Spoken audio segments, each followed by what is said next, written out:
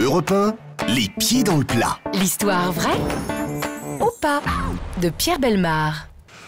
Au début du XXe siècle, alors que la planète a presque entièrement livré ses secrets, sauf dans les îles du Pacifique, seule l'exploration des pôles suscite encore la convoitise des aventuriers. En 1911, Britanniques et Scandinaves se livrent une féroce compétition pour la conquête de l'Antarctique. Tandis que pour se déplacer, les premiers s'équipent de juments sibériennes à poils longs, d'engins à chenilles, les seconds choisissent d'utiliser les traîneaux traditionnels tirés par des chiens. On connaît le dénouement de ce duel réfrigérant le 17 janvier 1912, quand Robert Scott atteint enfin le pôle sud, il découvre que le drapeau norvégien y flotte déjà, Amundsen l'ayant devancé de peu.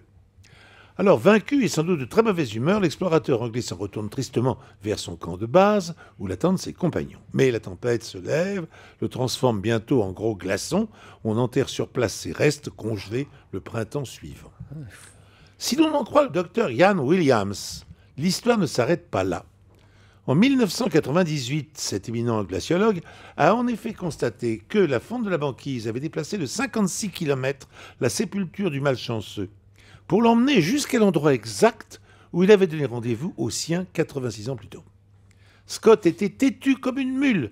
Il avait promis à son équipe de regagner sa base, ayant ou non atteint son objectif. Eh bien, il a tenu parole, en a conclu Williams. Oh, c'est joli. C'est joli, c'est une belle histoire. Pour un vendredi avant le week-end, ça revigore. On va dire ça revigore. Elle était surprenante. Ouais, surprenant. Tout comme vous, Pierrot. Alors, est-ce qu'on y croit ou pas cette histoire, Laurent Guimier? Ah oui, le glaçon funéraire, moi, c'est superbe. Moi, je dis vrai. D'accord, merci Mr. Freeze. Jean-Luc Lemoine. Eh ben, pour une fois, j'ai envie de faire confiance à Pierre. Je sais que c'est surprenant, mais l'histoire est tellement belle, on a envie d'y croire. Surtout, vous voulez un t-shirt gratuit. Moi, je veux tout gratuit. Et je veux aussi tirer le slip. Un t-shirt de Pierre Bellemare. Allez, Valérie Bellaïm. J'ai envie d'y croire et en même temps, comme mes camarades sont unanimes, il doit peut-être y avoir un petit coup de vis quelque part, mais je ne vois pas où. C'est ça le problème. Voilà, mais il y a peut-être du vice. Une fois de plus, ce sera la brebis galeuse de l'équipe. Et Paul Demandre. 56 km, c'est beaucoup quand même pour ce déplacement, mais c'est pas un peu, je sais pas du tout. Alors, allez, on va dire, il avait l'air très sincère. Hein. Ouais, bah, c'est son comme problème. d'habitude, Ça veut rien dire, ça veut rien dire. Allez, je vais dire comme Valérie, moi. Vous savez, il a souvent eu cette tête de sincérité à mes côtés, et pourtant je ne m'en fie pas.